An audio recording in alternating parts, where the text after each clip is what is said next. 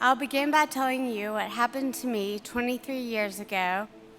My parents wouldn't let me ride in cars with new 16-year-old drivers.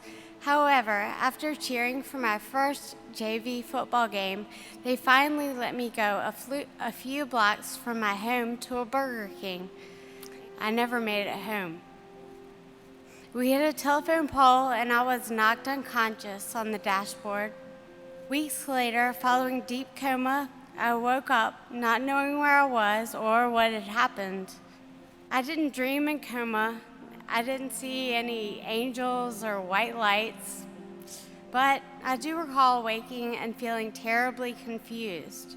The first sentence I wrote after my traumatic brain injury was, "I'm lost in my mind."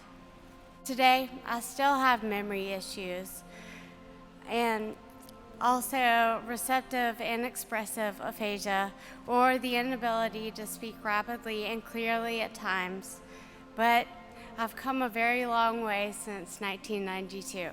In November of 2014, Modern History Press published my memoir, Lost in My Mind, Recovering from Traumatic Brain Injury, or TBI. Today, decades after my personal nightmare, people ask me, why write a memoir about a time you can barely remember and revisit your pain and suffering?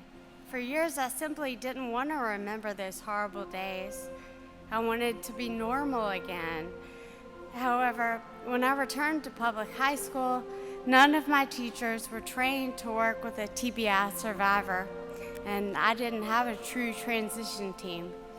While each TBI is different, victims and their caretakers need to know that life can improve. The symptoms may be combated with effort. For students with TBI, teachers must help survivors regain their lost abilities. Personally, I never gave up hoping for a full recovery. Hope is my message. Never give up your fight.